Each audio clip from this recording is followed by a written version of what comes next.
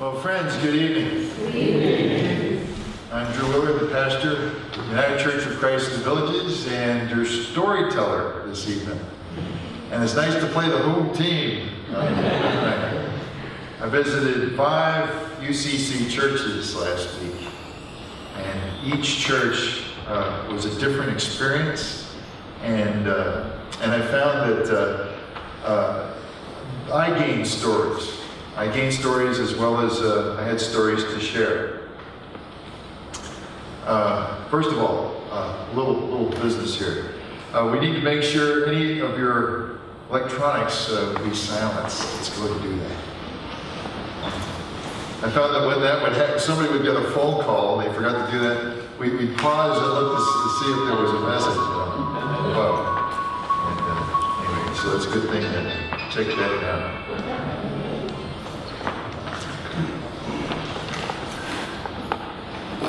The 3 things that I hope to do, the purpose of that trip. And the first one was simply to share the gospel, to tell the stories about Jesus Christ, and to present them in a way, perhaps that people have to hear in a different way, and perhaps for some to hear for the first time. Now, I'm doing a recitation of stories, 3 sets of stories. They are meant to be a work of art, because these are paraphrases and as well as my own translations. And my effort is to present these not as an authoritative translation, but one to stimulate your thinking, for you to compare with those authorized translations that already exist. So there are 3 segments of the stories. The first is a prologue, and it's to present a portrait of Jesus using stories from Mark, Luke, and John about the beginnings of his ministry. The second part is from Matthew, and it is the Sermon on the Mount, a 3-point sermon. And the final portion is a Sabbath day, a day in the life of Jesus. Now, the second purpose was to just lift up the United Church of Christ, to encourage our churches to celebrate the fact that we are a church that says that God is still speaking, that no matter who you are or where you are on life's journey, you're welcome here, that we are open and affirming of all people. We are open and affirming of justice and peace. The third goal, third purpose, was also to bring attention to the need to support our church's wider mission, to support our conference. In recent years, we've had to reevaluate our staff, and there have been some strong cuts that we've had to make, and that's even at the national level. So OCWM also provides for our national church as well. So I'll ask you to, as you leave this evening, there is a plate at the door as you exit, to consider a love offering for OCWM. I also have some self-published scripts, including some of my artwork, and I'm dedicating any monies received for that also to OCWM. Well, at this time, get ready.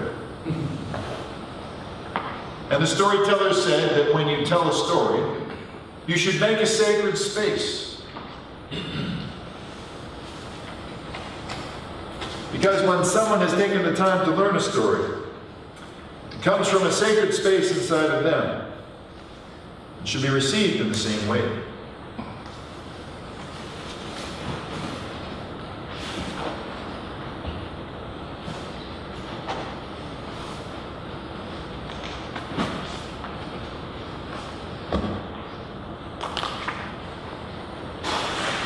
The storyteller Mobutu of South Africa, who taught the storyteller Roger Robinald, who taught me that when you tell a story, you should light a fire.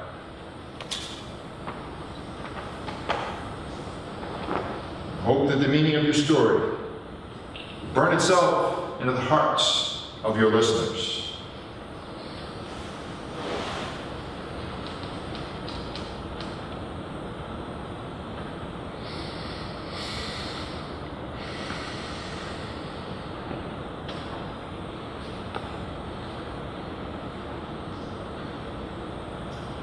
in the beginning of the good news about Jesus Christ, the Messiah, the Son of God, the one who descended from God. As it was attested to by Isaiah the prophet, "Look here, I am sending out my angel to confront you, who will pave your way. A voice declares in the wasteland, prepare the way of the one who is, make the path straight for God."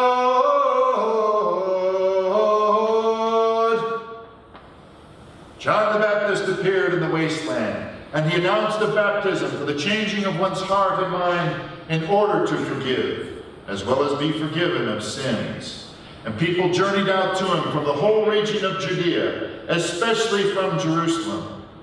And they were baptized by him in the waters of the Jordan, confessing their selfish thoughts and deeds. Now John was clothed with camel's hair and girded about the waist with a leather belt. He ate locusts and honey from wild bees. And he publicly proclaimed, "After me is coming one who is more powerful than I, the thong of whose sandals I'm not worthy to stoop down and untie. I am baptizing you by water alone, but he will baptize you in a great Spirit, the life, breath, and holiness." And then in those days Jesus came from Nazareth of the Galilee and was baptized by John in the Jordan. And instantly as he ascended from the waters, he saw a splitting open of the heavens, and the great Spirit like a dove came down to him. And a voice came from the open heavens, "You are the one who comes from me. You are one who is beloved, and you I delight."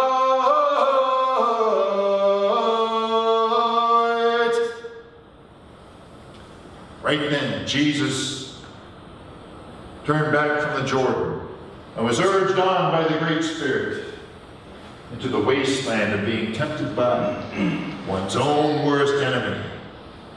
For 40 days and 40 nights, Jesus did not eat anything. And at the end of it, he was ravenous.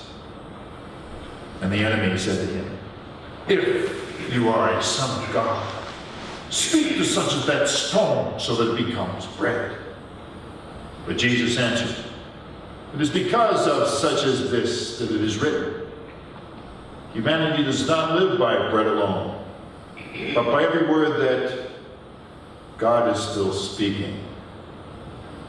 And Jesus was led up to be shown all the nations of the world in an instant. And the enemy said to him, "To you I give the power of this whole domain and its splendor. For it was given over to me to give to whoever I wish. Here is my foot to kiss, and yours will be all this." But Jesus answered, "It is written, you shall worship the one who is your God, who alone is worthy to be served." Jesus was led into Jerusalem and placed at the top of the temple. And it was said to him, "If you are a son of God, jump down from here. For because of this it is written, God's angels are around you to protect you. And this you will be borne up so that you will not even bump yourself against the stone." But Jesus answered, "It is spoken. Stop tempting the one who is your God." With that, the temptations came to an end. The enemy backed off to try again. Jesus returned in the power of the great Spirit, the life breath of holiness, and his reputation went out through the whole vicinity. And he preached in the synagogues there and was praised by everyone. And Jesus resolved to go throughout the Galilee. He happened to find Philip, and he said to him, "Come along with me."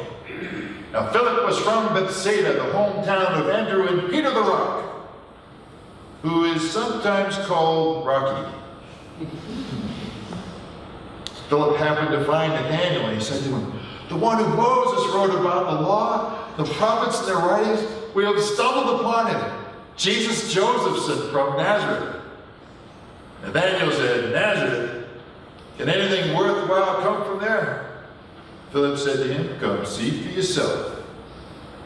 Jesus saw Nathanael coming towards him and said about him, "Well, look here, a true Israelite in whom you can trust."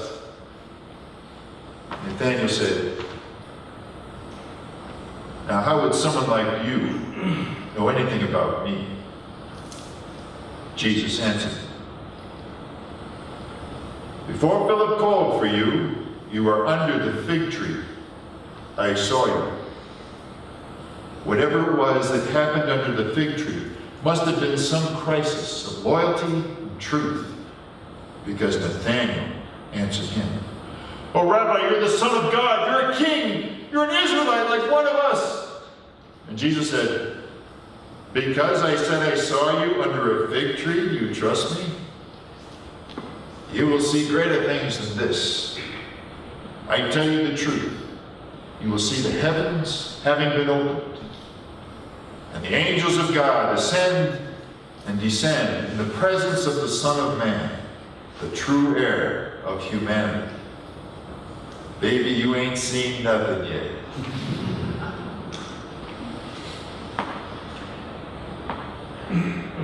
And Jesus came to Nazareth, where he had been brought up. As it was his habit on the Sabbath day, he went to synagogue, and he got up to read publicly.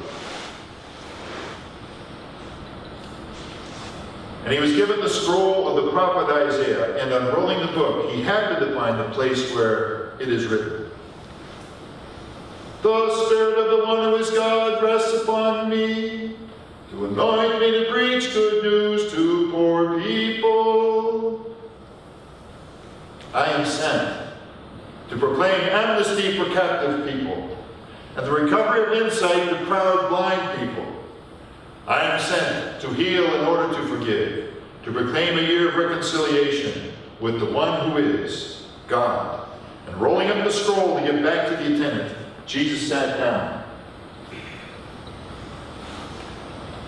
The eyes of everyone in the synagogue were riveted upon him. And he began to say to them, "Today these words are fulfilled as you hear." But everyone was complimenting him, and amazed at the elegant words that proceeded from his mouth. Then they said, "Isn't this Joseph's son?" And he said to them, "More than likely you will quote to me this proverb, 'Physician, heal thyself.' And you will say, 'What we heard you did in Capernaum, do here for your own people.' I tell you the truth, no prophet is ever politically correct in one's own hometown. In all honesty, I say to you, there were many widows in Israel at the time of Elijah, when there was no rain for 3.5 years, but there was a terrible famine throughout the land. Yet he was sent to none of them, except a woman who was widowed, of Zarephath, of Sidon, of Lebanon.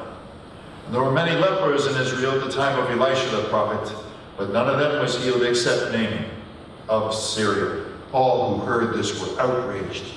They seized him and dragged him out of the synagogue to the very brow of the cliff on which the city was built. They meant to throw him head first over the side, but cutting through the midst.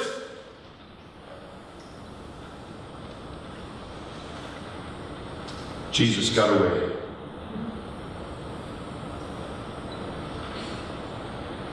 There was a wedding in Cana of the Galilee. Jesus' mother was there. Jesus also was invited, along with some of his friends.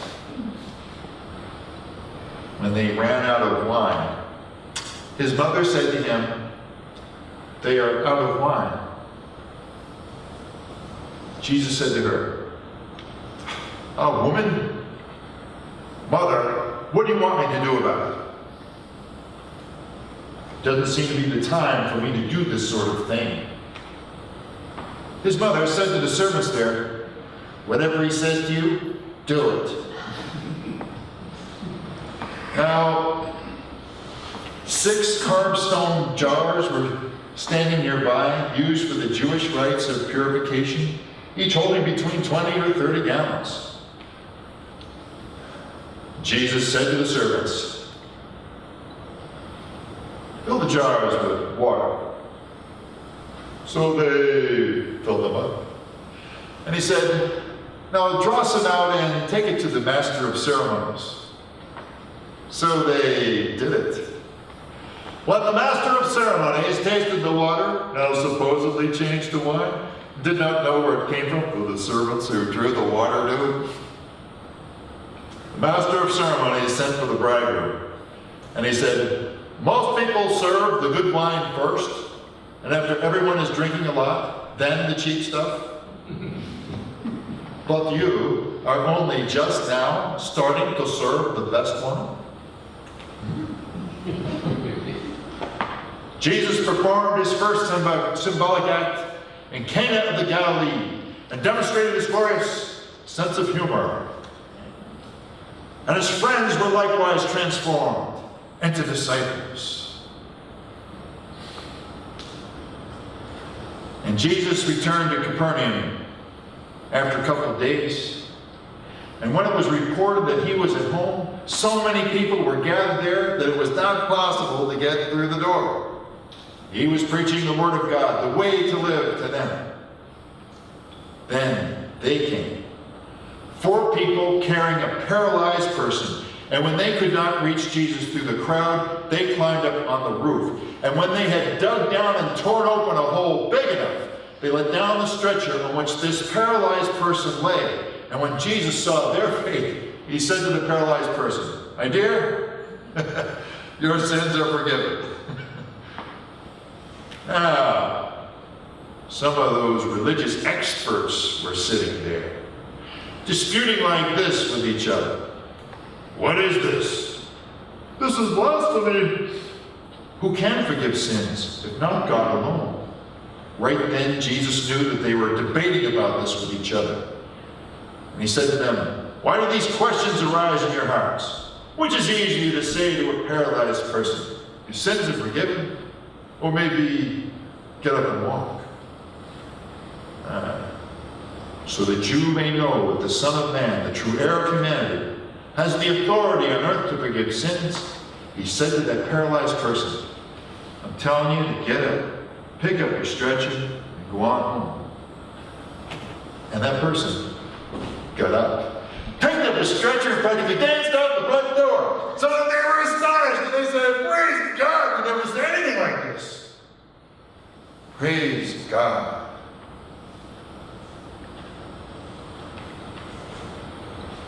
Amen.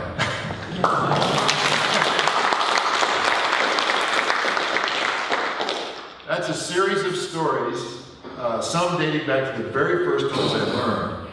And a Jesuit priest once said to me, be aware of the stories that come to you to tell. And so they are combined as that set of stories I call a prologue, which tells the stories about the beginnings of Jesus' ministry. And I characterize it as who he is emerges, like how gold is refined in the fire and the dross is burned away. That who he was emerged out of conflict. And in a way of thinking of it, that he evolved. That what was in him came out through challenge. And that there's certain things to look for, like when he is tempted. 3 times he's tempted. The first 2, he responds by saying, it is written, it is written. But the 3rd time he says, it is spoken. And what that means is he was speaking for himself. And what he says can be found in the Bible, in the Old Testament, the Hebrew Scriptures. But by using that phrase, it is spoken, then it's saying that he is who he is and speaking from the heart. And you can't compromise when you're speaking from the heart. So I think that is an example of we are challenged to be like Jesus in that way. We are challenged to be ourselves. Find out who we are and to be them. What we say and what we do. There's also a theme of inclusivity, inclusive language. And it's literally when he's in that situation in Nazareth, and he speaks about the widows of Israel, but it is a woman who was widowed in Lebanon who received the blessing. He was challenging the prejudices of his own people, which was why they were, I presume, I interpret, is why they were so angry with him. But he also models for us politically correct language. Well, at this time, let me open this up for your comments and your questions. And if we have our team here of ushers, if we need to bring a microphone to someone, that we'll do that. Raise your hand if you will, if you have a question or comment. Let me first ask, what did you hear different? What did you hear for the first time?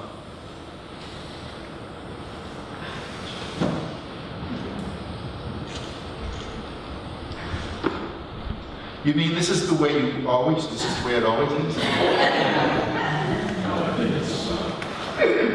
Guys, question? Can you bring a mic up here, gentlemen? Cliff, could you bring a mic right up here for Jim? Yeah. Thank you.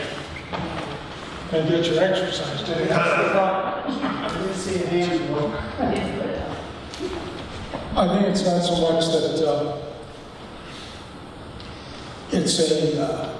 it's a different story. It's just it's a different slant on the same story. And I don't know about other people, but I read a lot. And when I go back and reread something, many times I pick up things that I didn't pick up the first grade, and it kind of does that. Yeah. Thank you. Thank you, Jim. Oh, Kristen, right here. Cliff, right here. Behind you.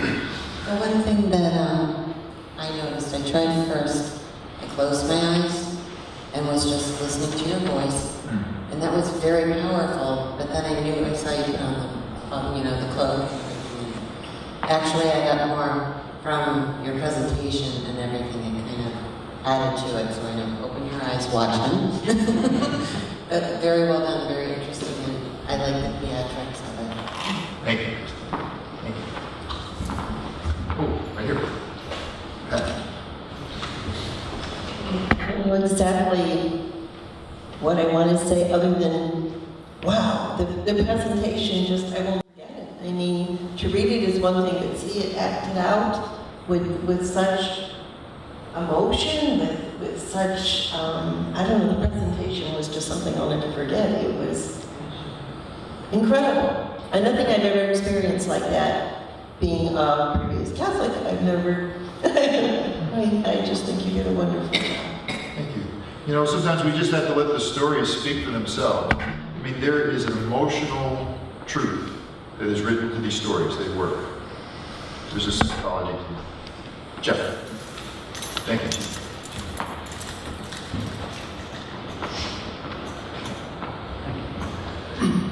When I read the Bible, I find it to be cryptic, short, and I read it and I think about it. But when I listen to you, my imagination ran away.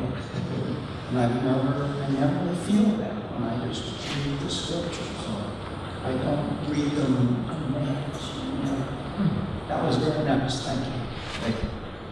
One thing you might try for yourselves, to read it aloud and sound out, well, how did they, what emotions were involved in the story? And I think we see things like humor that emerges. And that's it's kind of, I think, refreshing to see that kind of. Any other questions? Yes, Virginia. The Bible is intended not only for inspiration, but also for teaching. And I got to change that. Oh, that's technology. Okay. And so the idea that Jesus was learning as he was going along as well is not only another aspect that you don't really think about it. Think of him as because he's God and human, think of him as learning as he's going along and changing in his way, or how he approaches things, or how he sees things. And I think that makes Jesus more human. And it also means that when we listen to these stories, or when we read the Bible, that we should also look for the lessons that it's actually teaching us. Thank you, Virginia. By the way, I took these stories, Mark 1 is the baptism, Luke 4, the first half of Luke 4 was the temptation story, then the call of Nathaniel in John 1, the end of John 1, then back to Luke 4 with the rejection of Nazareth, then the wedding at Cana is John 2, and then back to Mark 2 for the healing of the paralyzed man. I use the story about the wedding at Cana after a rehearsal, wedding rehearsal, and I do that to calm everybody down. Just get up and sit down, and then I tell that story, and they always laugh at no, you're doing the cheap stuff. Have something to drink, so they love that. The folks love that. But I tell that story very differently when I group it with these stories, because it helps explain to me why Jesus was reluctant, and in that he felt like maybe he was perhaps questioning, is this the time? And his mother in this story is that person who stands up for you and says, you can do this. Here's the ball, run with it. No fans and bets, go for it, you can do this. So that's how I interpret that story. So I think, in a way, teaching, that notion of teaching. Oh yes, Rita. Yeah, as far as loving her, she's also mom. You all listen to mom. But that's what I like about hearing this storytelling version, because a lot of times when I read the Bible, I know all these stories, and it's, oh yes, here's another story. And it's something that happened in the past. But when you use your voice and your mannerisms, and you intersperse modern vernacular and language, or a current way that we would express ourselves, something you wouldn't think of technically as something that happened or a particular type of mannerism in the past, it brings it alive and it brings it to the current. And so I thought that was a really nice interpretation. Thank you. Story, to tell it can really make it come alive. By the way, I remember hearing some guy do, this was at seminary, and he was at a chapel, a morning chapel, and he did the story, and believe me, it wasn't Broadway, but it was the first time I'd heard something like that. And I thought, that was so wonderful. What he did was wonderful. And I thought, I could try that. I could do it. And I would say as much as for all of you. I would love to hear the gospel according to Kay. Or Jim, or any of you, to hear you, what would be your favorite story? And then to tell it. And it's beautiful. Okay. I really enjoyed that so much, and I could have listened to you for a couple hours. So I was thinking, I wonder if we'll ever see the Bible go to Broadway. It would be really, really wonderful. There are wonderful actors and actresses. They brought the Titanic of all things. So maybe in my lifetime, but that would be glorious. Well, I tell you what, by the way, you take a couple verses of the Bible, and it's like getting a drink at a fire hydrant. There's so much stuff that's in there. Well, so you're not listening to me for hours, I better continue.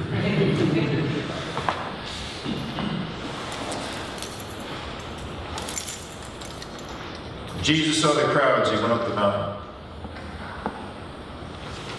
And he sat down when his disciples had climbed up and were before him. From his lips came this teaching.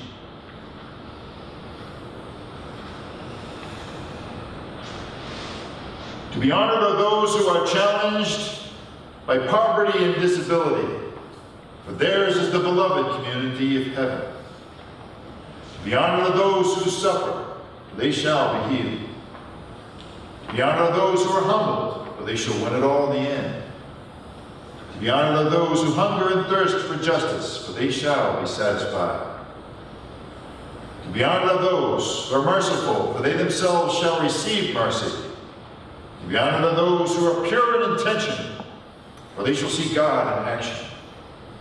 Be honored are those who are peace builders, for they shall be called the children of God. To be honored are those who are persecuted for the sake of justice, for theirs too is the beloved community of heaven. To be honored are those of you who will be cursed, persecuted, and accused of all kinds of terrible things, falsely on my account. Rejoice and anticipate the great reward that awaits you in the heavens, for the prophets were abused in the same way. You all are the salt of the earth, but when seasoning becomes tasteless, with what shall it be made savory again? Why, it is good for nothing. But even then it can be thrown out on slippery walkways. You all are the light of the world. A city built on a hill cannot be hidden. No one lights a lamp and places it under a basket, but on a lampstand, shining forth to all those in the house. In this way your light must shine forth, in the sight of all humanity, that they may see your good works and praise for your beloved guardian who is in the heavens. Do not assume that I have come to undermine the law and the prophets. I have not come to undermine them, but to affirm them. I tell you the truth, neither heaven and earth, nor the least stroke of any letter of the law will pass away before everything that is supposed to happen does. Therefore, whoever makes a habit of breaking the law of love, the law of loving kindness, and convinces others to do the same, will have little to do with the beloved community of heaven.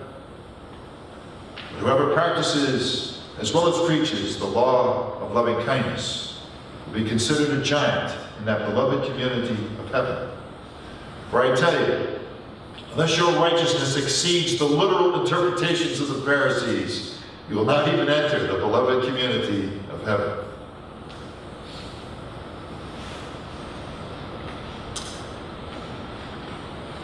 Heard that it was said, thou shalt not commit murder, and murderers will be brought to court.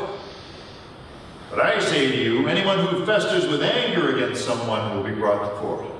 And whoever calls someone by a dirty name will find themselves in prison. And whoever casually slights someone is already in hell. So, before you bring your offering to God, while you're nursing a grievance against someone, leave your gift, reconcile yourself with that person, then return to present your offering.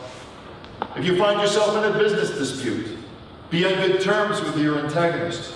Otherwise, you may find yourself in court and the judge handing you over to the sheriff and doing time in prison. I tell you the truth, the world will not let you get away without paying off all that you owe. You've heard that it was said, thou shalt not commit adultery.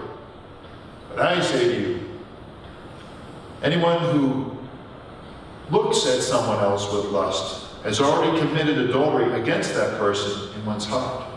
So, if your righteous eye causes you to sin, tear it away and cast your sight down. For it is better not to be a spectator than to become a spectacle yourself. And if your righteous hand causes you to sin, pull it away and keep your distance.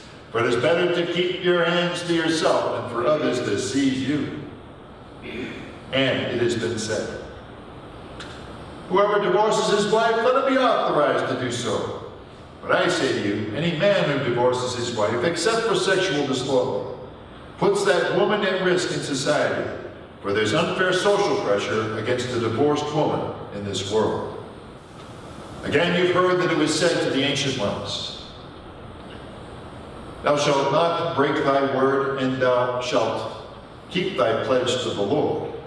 But I say to you, make no promises at all, neither by heaven, which is the throne of God, nor by the earth, which is the footstool of God, nor by Jerusalem, the city of the great King, nor by the hairs of your own head could you presume to promise anything.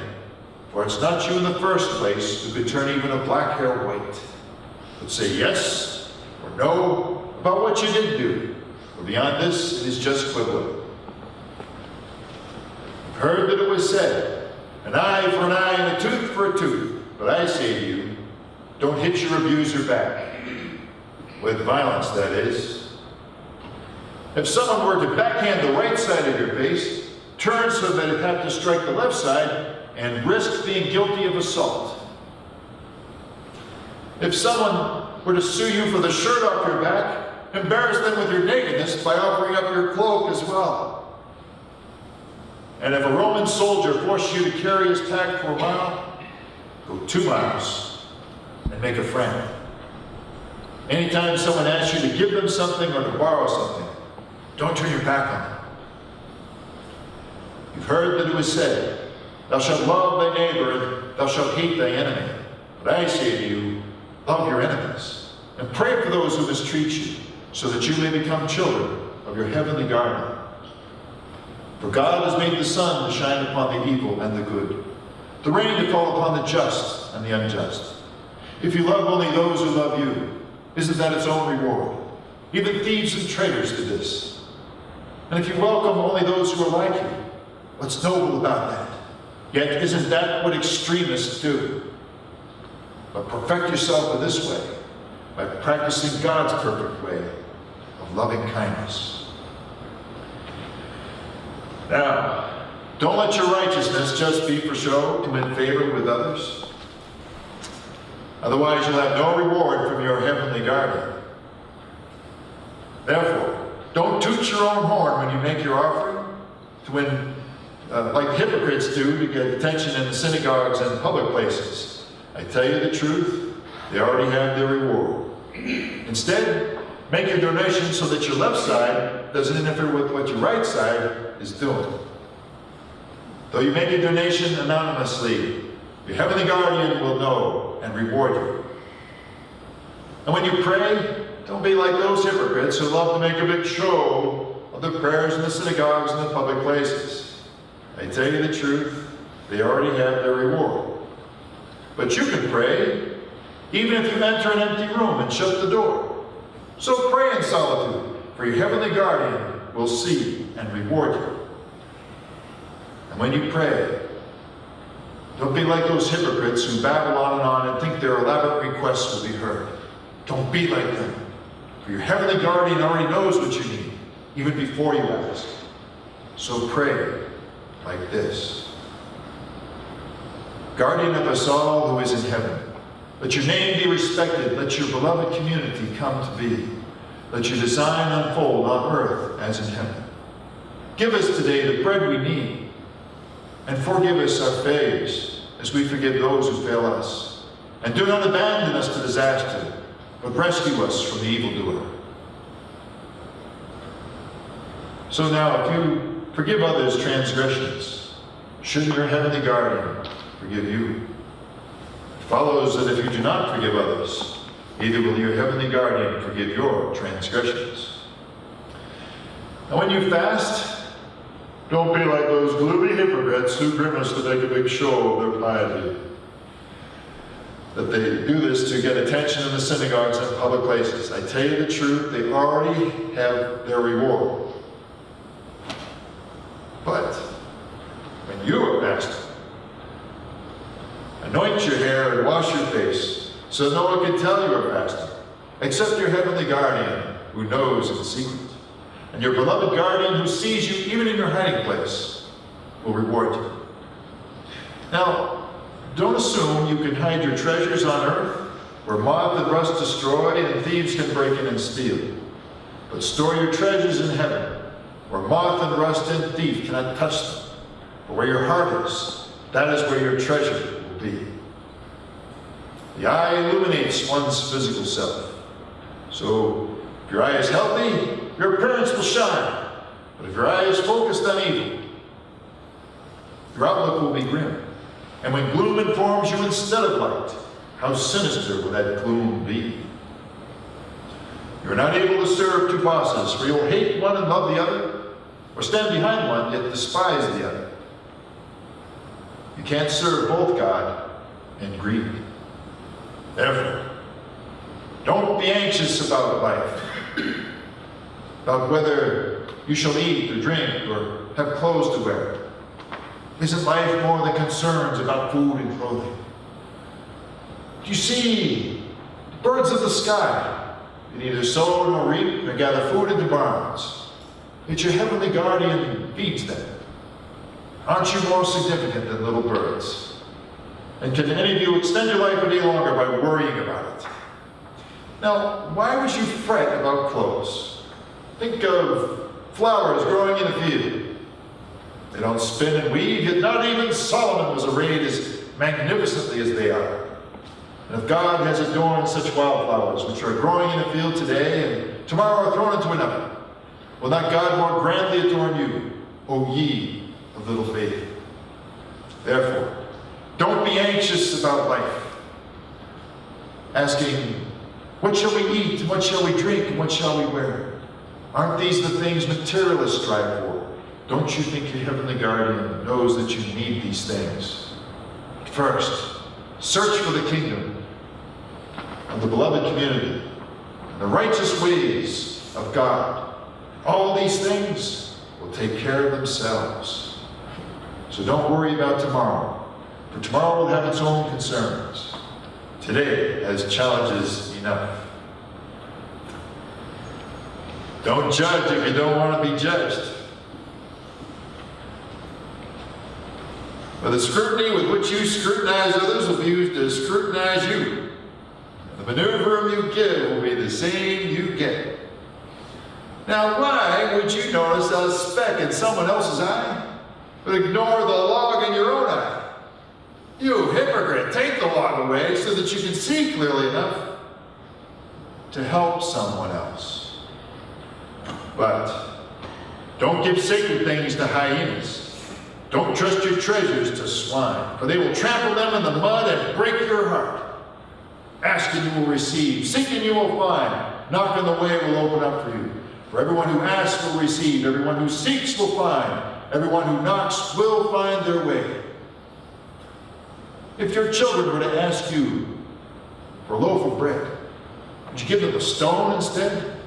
If they asked you for a fish, would you give them a snake? Even if you all were evildoers, you would still know to give good things to your children. How much more so will your heavenly guardian give you good things when you ask him? Therefore, what you wish others would do for you, you should do so for them. This is the stuff of the law of Moses and the prophets' teaching. So enter the narrow gate rather than the wide and easy way that leads to disaster, though there are many who choose it.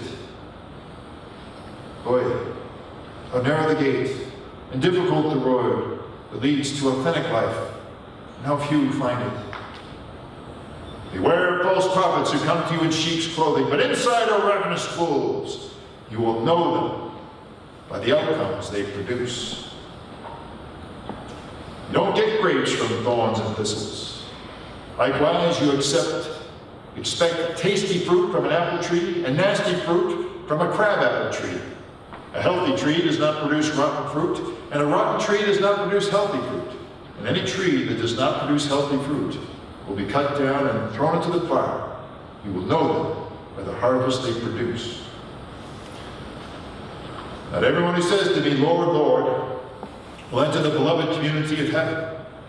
It will only be those who do the will of my heavenly guardian, which is simply to love. And he will say to me on that sunrise to eternity, Lord, Lord, did we prophesy in your name? Did we cast out demons in your name? Did we do many mighty works in your name? Then I will declare, you never really knew me. Begone, you lawless opportunists. So, those who hear my words and follow them, be like the wise person who built the house upon rock. Rains came down and the river rose, and the wind blew against that house, and it did not fall, because its foundation was upon the rock. And whoever hears my words does not follow them. Be like the foolish person who built a house upon sand. And the rain came down, and the river rose, and the wind blew against that house, and it all fell down. And its collapse was complete. And so it came about, as Jesus finished speaking, that the multitude of people were amazed at his teaching, for he did not preach to them like their religious experts, but rather as one who has authority. You've heard that it was said one way, but I say to you, God is still speaking. So don't pray, donate, serve just for show, because God is with you wherever you go. Therefore, do unto others as you have them do unto you, or else. Amen.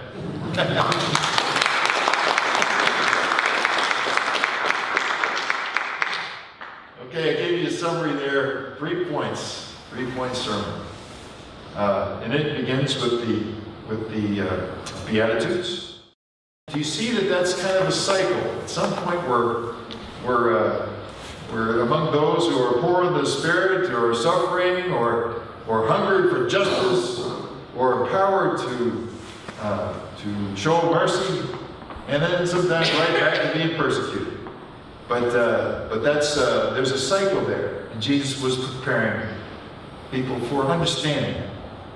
And then he does an analysis of the 10 Commandments and other commandments, an interpretation of them, and getting people past just a literal way of putting your life in a box to conform to somebody else's interpretation of rules.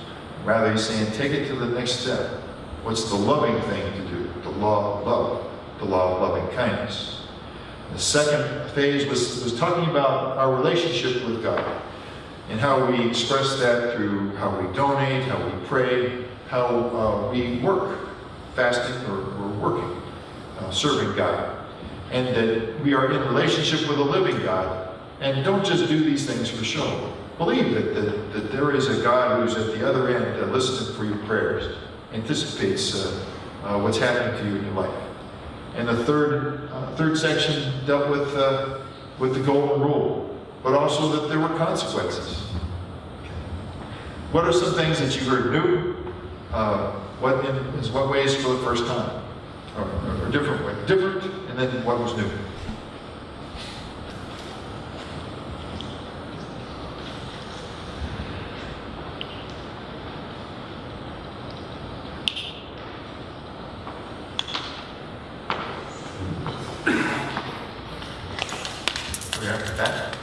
Pat and Christy? I always appreciate and enjoy your paraphrasing. Thank you. It makes it so much more real to me. And I will say that after the service. Thank you. I remember. Thank you, Pat. Is there one of in the Sermon on the Mount, was there something that sounded familiar or different? What's immediately comes to mind? Anything? No one can answer that immediately, no. All right. I always like to read Beatitudes first time. Yes. Overall. Thank you.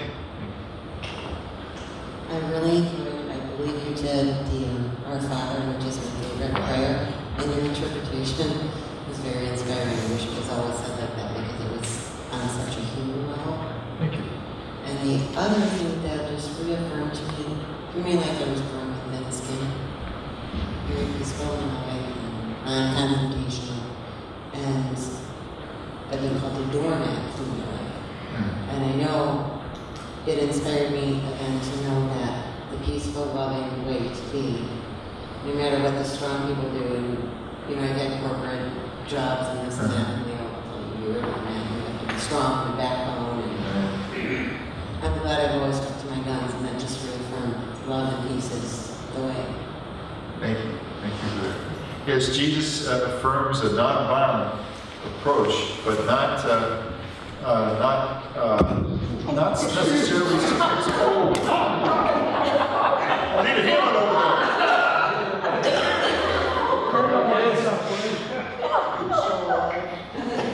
I think I was just dead. there. Are you okay, John? Okay. Yes, Sandy. Oh, Nancy.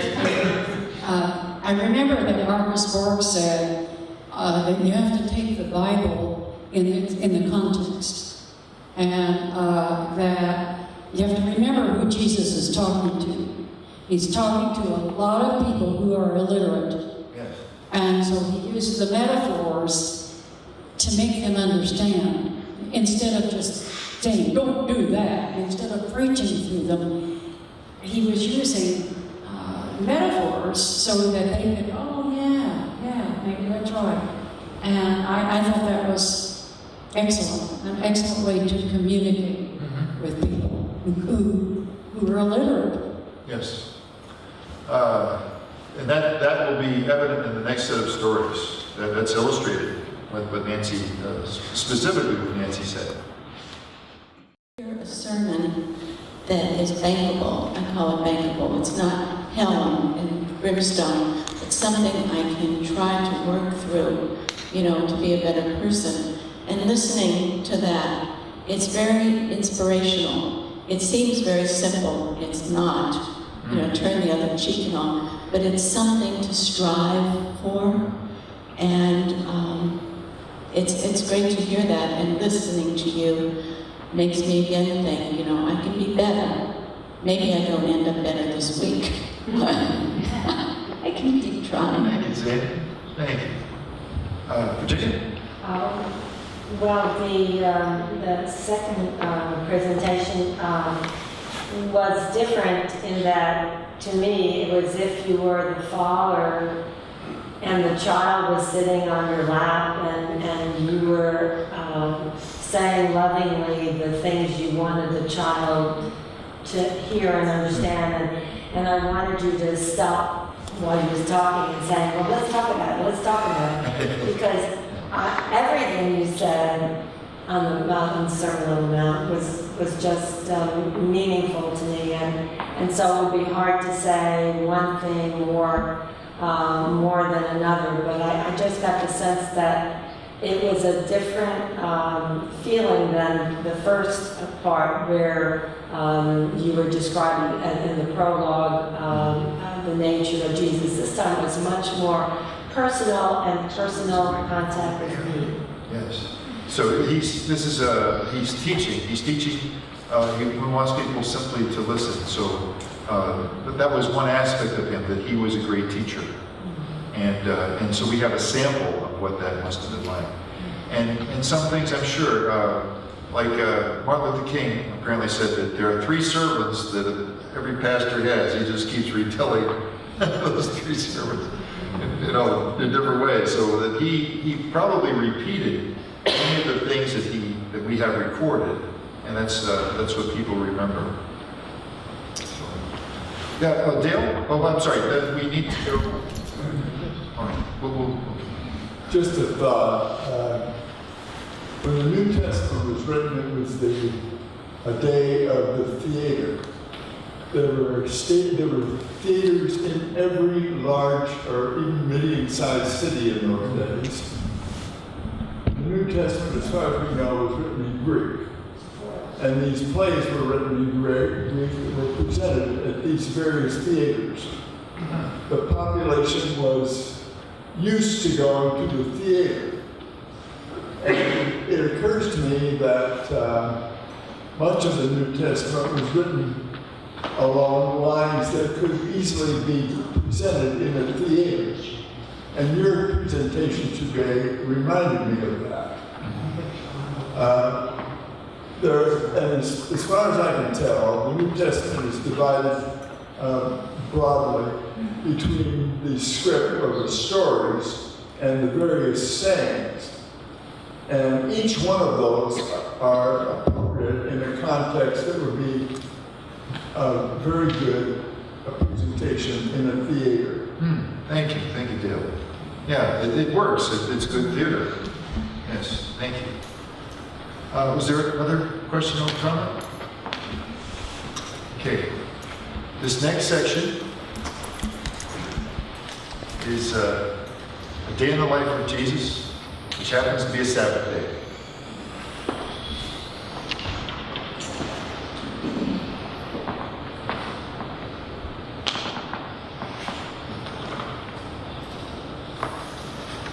And Jesus arrived on the Sabbath day, going through fields of wheat. And his disciples came along and proceeded to pluck heads of grain to eat. Now the Pharisees said to him, "See here, why are they doing work that is not permissible on the Sabbath?" Jesus said to them, "Don't you recall what David did when he was desperate and hungry? And for those who followed him. Now Abiathar was high priest. How was it right for David to enter the house of God and eat the consecrated bread, which no one but the high priest is permitted to eat?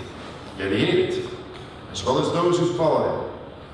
Then he said to them all, the Sabbath was created for the sake of humanity, and not humanity for the sake of the Sabbath. Therefore the one who is the Son of Man, the true heir of humanity, is also the Lord of the Sabbath, the day for remembering the multitudes of creation." And so Jesus entered the synagogue at Capernaum. Now a man with an unformed hand was there, and they waited to see if Jesus would heal him on the Sabbath, so they could bring charges against him.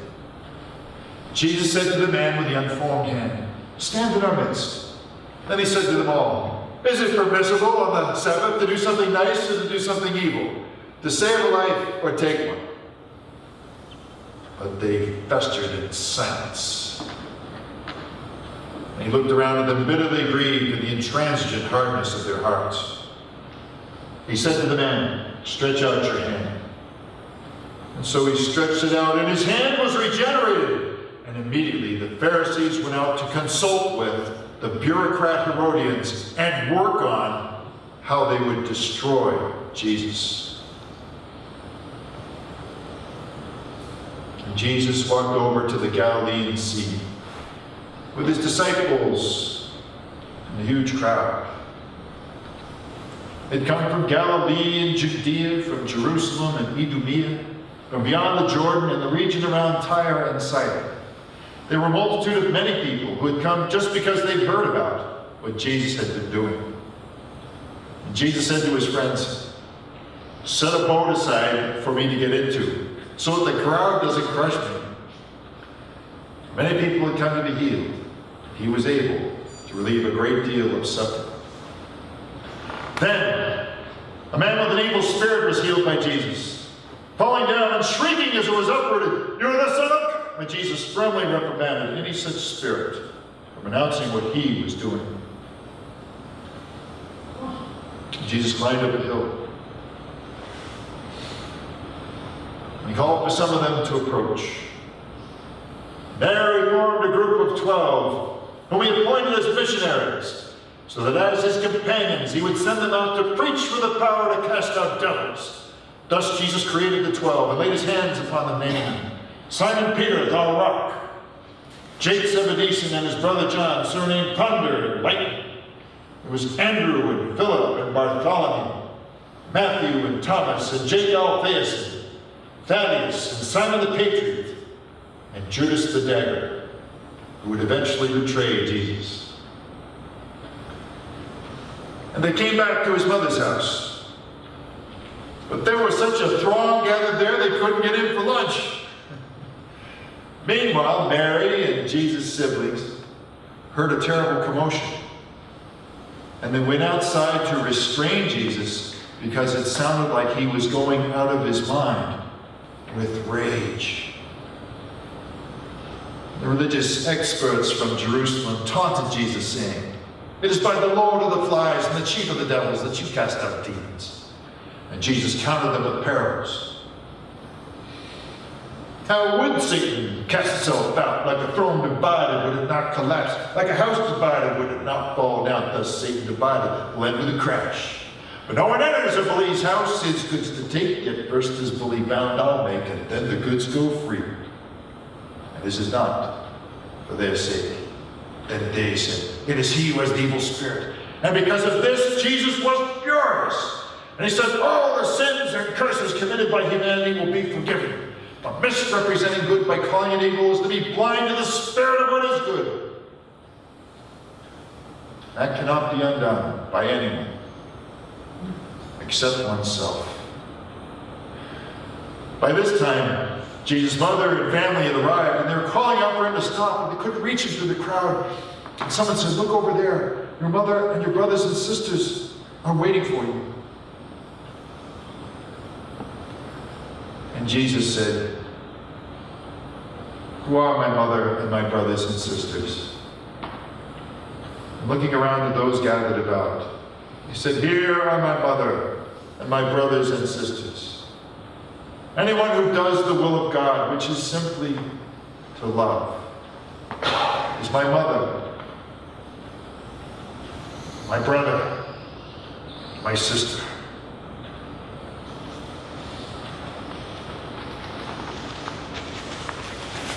Again, Jesus went to teach beside the sea. And as a great crowd assembled before him, he climbed into a boat to sit down, while all the people remained on the beach. And he began to teach them with many parables, and in his teaching he said, "Listen, imagine. A farmer went out to sow. While casting seed, some fell along the street. Well, the birds came and ate them up. Other seed fell on rocky ground where there's not a lot of dirt. Soon after they sprang up, despite the shallow soil. With the rising of the sun, they were scorched, and having no deep roots, they withered away. Other seed fell among brambles, where the thorns thrived, but these seeds yielded no grain. Finally, some seed fell into prepared ground, where they grew up and yielded grain 30 times and 60 times and 100 times as much as was planted. Whoever has ears that can hear had better be listening." So Jesus began to answer those who came to him with questions, teaching them only with parables. And he said to the 12, "To you the mysteries of the beloved community have been revealed. But to outsiders it will be just storytelling. It will be just like rap music. They will look and look but not see. They will listen and listen but not hear, unless they turn themselves around, unless they cultivate their hearts, so as even to be able to forgive and accept forgiveness." And Jesus didn't say anything to anyone that wasn't a parable. But to the disciples, he explained how these stories were to be understood. The Word of God is the seed that is sown. So it is like the word that is spread along the street. But when hearts that are streetwise hear it, the enemy immediately snatches away the word that was sown in them. When the word has been cast upon hearts like rocky ground, they initially grasp it with joy. Having no deep roots, it is temporary for them. When oppression and persecution arise against the word, they fold to temptation. The word has been cast upon hearts overgrown with brambles. They hear it, but they are always anxious about security and deceived by wealth, wanting more. Their lust crowds the word so that it yields no grain. They're like seed sown into good soil that produces a crop. So are they who hear the word of God and yield 30 times and 60 times and 100 times as many lives that are saved. Would anyone seek the light if the lamp was under a basket? Isn't it better when the lamp is on its stand?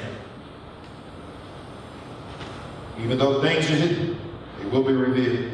Even though secrets are whispered, they will be made known. Whoever has ears can hear, had better be listening. And Jesus said, "Look and listen. The manure room you give will be the same you get. And those who are generous will get more than they give, and those who are stingy will lose what they got." The beloved community of God's kingdom is like a sower who casts seed upon the earth. And while the sower sleeps through the night and awakens through the day, the seed has sprouted and is already growing, though the sower knows not how. The ground itself brings forth the plant, first the shoot, then the grain, then the ripened head of wheat. When the crop is ready, the reaper passes through the field to bring in the harvest. The beloved community of God's kingdom cannot really be compared to anything except by using simple parables. The mustard seed is the smallest seed on earth, yet when it is planted, it becomes the largest tree in the garden, and even the birds of the sky seek the shade beneath its branches, just as it is with the beloved community. And with many parables of this kind, Jesus entertained the people, but for revealing their meaning, he explained everything to the disciples. Jesus said to the disciples, "Though it is late, let us cross over to the other side of the sea." And taking him with them aboard their boat, it was just as he was, as other boats accompanied them. And a tempest was formed, a strong wind, sending waves rolling over into the boat, so that it was already filling. Jesus was in the stern on a cushion, exhausted. The disciples roused him, saying, "Rabbi, teacher, don't you care that we are sinking?" Getting up, Jesus scolded the wind and said to the sea, "Silence, I say, be silent." The wind died down, and the sea became calm, became the great calm in Galilee again. Jesus said, "Why are you so nervous? Don't you have any faith yet?" But they were terrified and said to one another, "So who is this really, that even the wind and the sea listen up to him?" And they came to the other side of the sea, to the land of the Gerasenes, the land of the prize. As Jesus was climbing out of the boat, suddenly, out from a graveyard, came a man with a perverse spirit, running up to confront Jesus.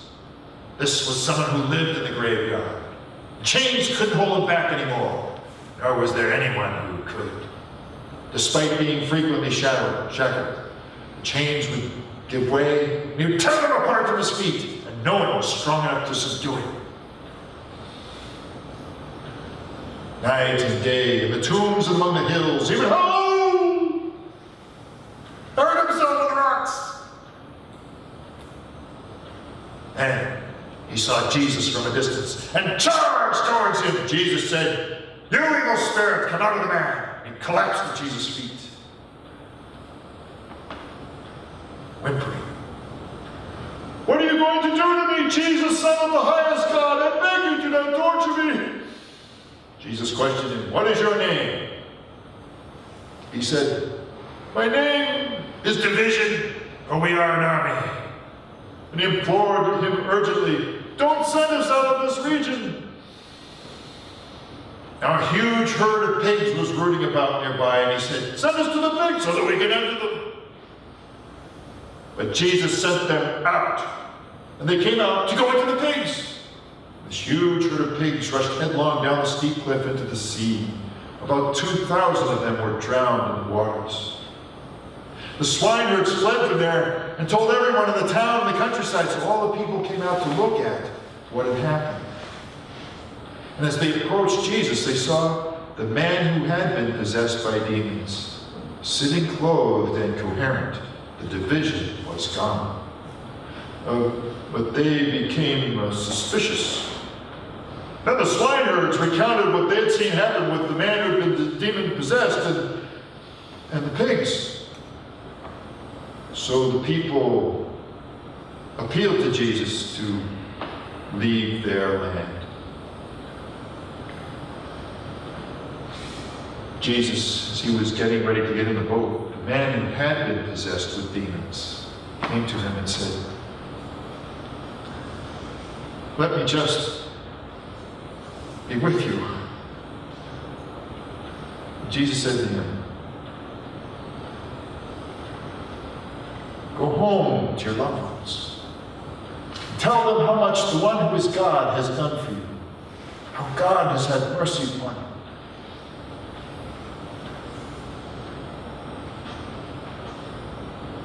So he went home, and in time he went forth and proclaimed throughout the 10 cities of that region about how much Jesus had done for him.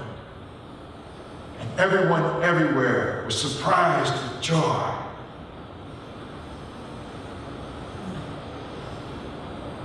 And Jesus crossed over by boat to the Jewish side of the Galilee. There,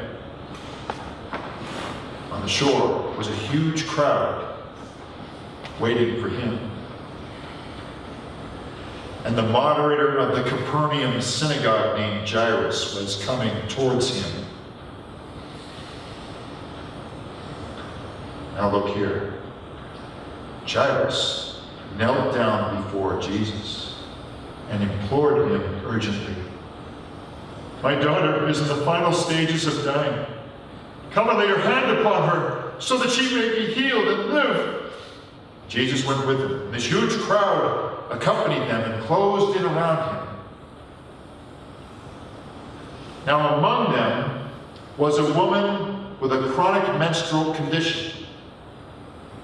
For 12 years she had suffered the treatments of many physicians and spent her wherewithal, yet without improvement, even growing worse. She said to herself, if I touch his clothes, I will be made well. So she approached him from behind through the crowd just to touch his clothes. And she was immediately released from her condition and knew this by how she felt in her body. And immediately, Jesus knew that energy had gone forth from him. And he turned around the crowd saying, who touched my clothes? The disciples said, look at this crowd thronging about you, yet you say you touched me? But he searched for the one who did this.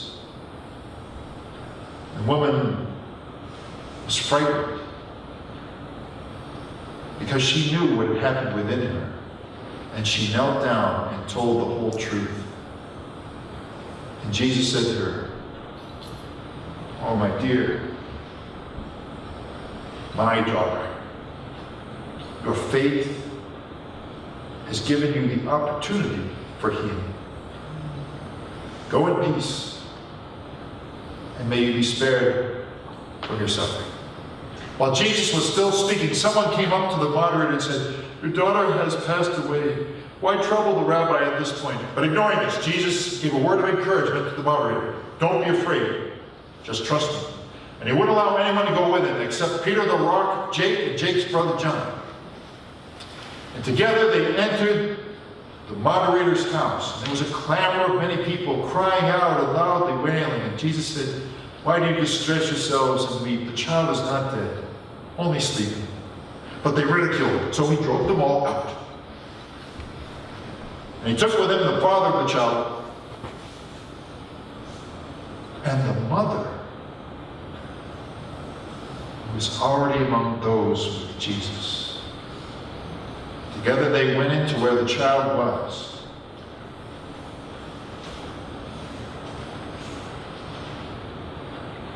And Jesus took this little girl's hand and said, Talitha kum, which is translated as, little girl, get up.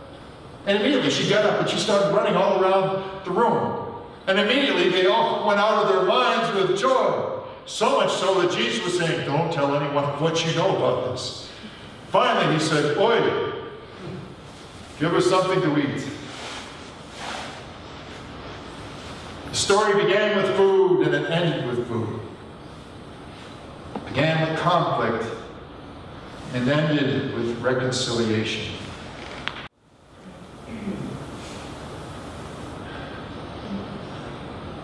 Began with hardened hearts and ended with hearts that were open to love. Amen.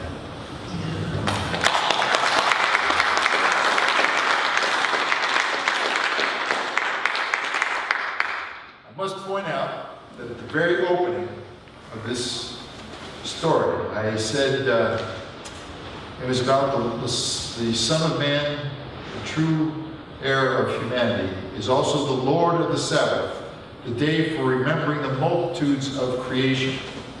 Okay, well, I was thinking of Lord Sabaoth, which literally means Lord of hosts. But Sabaoth is not the same word as Sabbath, so I made a mistake. But I think that opens up, that mistake actually leads us to think about the Sabbath day. And then why did God rest? That God didn't rest because God was tired. God rested to reflect upon what was created. So it's just another way of thinking about, or expands on on what the word Sabbath means. I don't think it hurts anything. Just so you know, it's not literally correct. But then Jesus did say we have to go beyond just the literal and how we understand what this is about. Is it conformity, or is it something we take to the next degree about how we show our faith, our hope, our love? It's an adventure story. The theme of multitudes actually is all through it. There's crowds, there's the legion, or the division. There's family. And did you catch what I was getting at with the woman with the chronic condition? That perhaps she was the mother. Because it's mentioned that she had suffered for 12 years. The little girl was 12 years old. That perhaps that she had developed this condition after childbirth. She was not able to continue with her husband, who was a leader in the synagogue, because she was perpetually ritually unclean, and how they would refer to her in that situation. And so she had was a person who had means, but now was reduced to being a homeless person. So one of the assumptions is that not, and my interpretation is not only did Jesus heal this woman and heal the little girl, but he also provided the opportunity for a family to be reconciled. Is there anything else that you heard new or different? Sandy.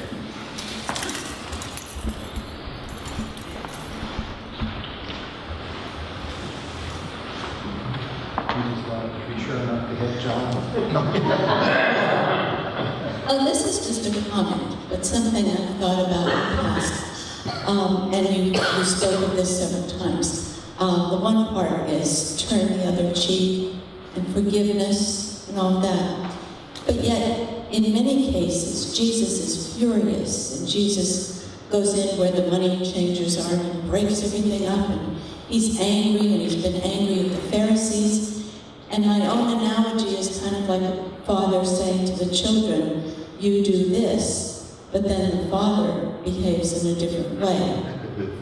So it's just a comment, something I've always...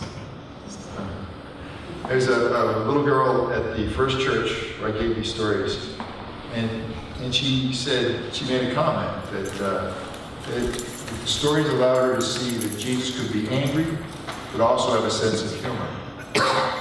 I think when Jesus gets angry, it means that he expects us to do better.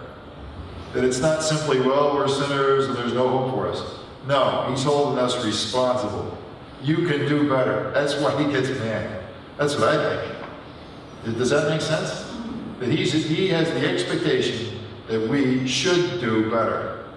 And it's not letting us off the hook, with, oh, you're just sinners and, there's no hope for you, except unless you perform whatever. That forgiveness actually is something we need to do often. That it's something that we do need to do. And on the other hand, we need to also hold ourselves responsible, that we can do better. I was thinking during the Sermon on the Mount and the parables and all of the stories that throughout human history, parents have used stories to teach their children appropriate behavior and how to behave. The fables were used to help children and others to understand how they should behave. But these stories and then hearing them again. There's that kind of parent loving, loving example. Thank you, Lynn. I think that the one great thing about stories is it allows us to put ourselves in someone else's shoes. You can hear a story about a rickshaw driver in Calcutta, and And though it's something that's so totally alien, maybe you've never been there, it's a totally alien experience, but you can hear a story about it and relate to what that person is going through. So empathy. Empathy is one of the great lessons from storytelling. And I think it's a great lesson for us to remember, especially at the UCC, that when you know somebody, it makes a difference. It goes beyond the academic discussion about gay marriage or any other crisis you may think of, that when you put yourself in somebody else's shoes, it's no longer academic. Because you know somebody. You've allowed yourself to be in that person's situation. Other comments? Virginia. I'm not sure if I will express myself well enough, but in the prologue it seems, I don't need to stay. In the prologue it seems a little more objective first person, perhaps. Jesus was this, the experience was that. When you talked about the Sermon on the Mount, it was that that very personal relationship. In the day in the life of Jesus, it was to me it was talking about the same kinds of events that might have happened that we know him as God, as Lord. But it was more real life interaction to me. So I'm just telling you what I'm feeling. And then I'm wondering if in the third section you had actually shown Jesus as developed. You had talked about him also going through a learning process.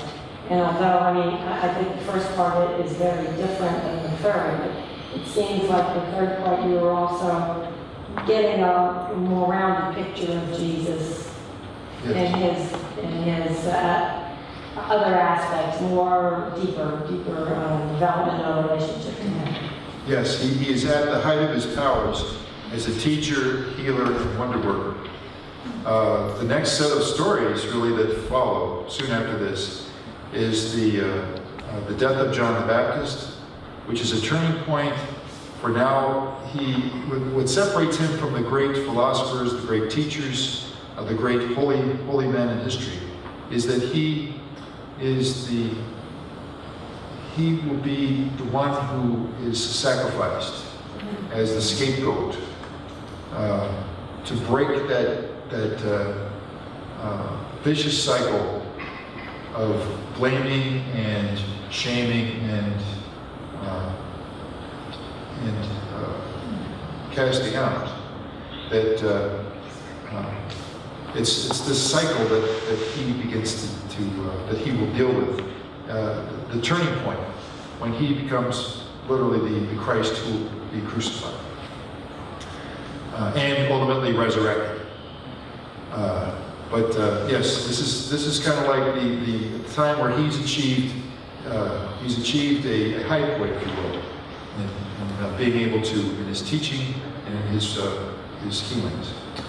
Let me point out one thing about. There were a couple of things that I just wanted to note, and one is about the man with the legion,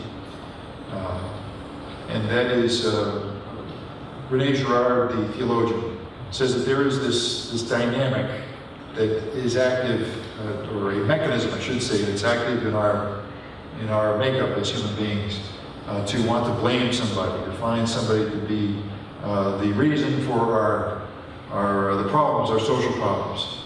And that this story is an example of that. That you had this man who was possessed with demons. They chained him up, but he was continually breaking free. But he was the town's boogeyman. He was anything wrong, well, you could blame the boogeyman. And what Jesus did was he healed this man and took away their excuses from what they had to deal with as a society. And it's, you know, in a way, it's a microcosm then of what Jesus would do. By the way, I use this story in comparison with what will happen in the story when he hears about the death of John the Baptist, he goes across the lake, another sea voyage. But this time, there's 5,000 people waiting for him. And what you have here is a comparison. The man with the demons. Whether we see this as literally happening or not is not the issue. What does it mean? Well, what it seems to illustrate is that this man suffered with 2,000 pigs worth of pain. Jesus had pain too, but the way he dealt with that pain was to feed 5,000 people. He took that energy within him and he expressed it in a positive way to help people, but he still had to go up the mountain to pray. That's another story. Are there other images? Yes? I have one question. How do you think anyone started something like that? Or when you're talking about this point on boats, could be a huge crowd, and you told them, make sure you save me a boat, just in case. Oh, yeah. How do you interpret that? Oh, he said, set a boat aside for me. Right. So the crowd so he got in the boat, which is what he did later on. When he went back to the shore, the people who were gathered there were gathering up, so he climbed into a boat. So he taught from the boat, is what he So did. it wasn't an escape? It No. was a platform. A platform, right. Interesting. Well, what'd you think about the raft? Pardon? That's very interesting.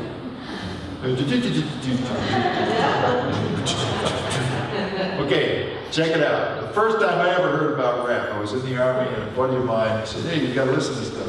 And he says, "This is what the kids are singing these days." And he said to me, my friend said, "You know, they apparently when they took out band from the school, they couldn't afford. You know, what's the first thing you cut, right? The budget, the arts, right? The music." So supposedly, when they cut out the band for kids in the inner city, they invented rap. And it's amazing, right? And then it sounds like instruments, and they get this whole thing. They could do their own beats, and then the spoken word. Okay, now originally, rap was prophetic. It was about what was happening in the poor communities. So it was a way to talk about this, to express that frustration. It was for insiders, okay? Now, it's been co-opted by Hollywood or whatever, you know, the gangster thug life and misogynist and violence stuff that's celebrated. But originally, it was a way of talking about real problems. And Jesus was using parables in much the same way. That if you wanted to figure out what it was about, you had to be thinking about it. You had to be an insider. Even the disciples didn't get it. They had to have it explained to them. But nevertheless, so this spontaneous poetry that Jesus would do was intended to throw a block up to the people who had already made up their minds, but to teach people who were willing to work and figure it out. Thoughts about this? Is that for you about that? Oh, something to think about.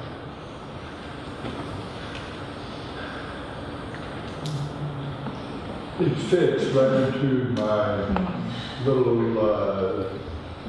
Your theory about the theory. yes, my theoretical theory. Just as an idea, perhaps it may be worthwhile for you to go ahead and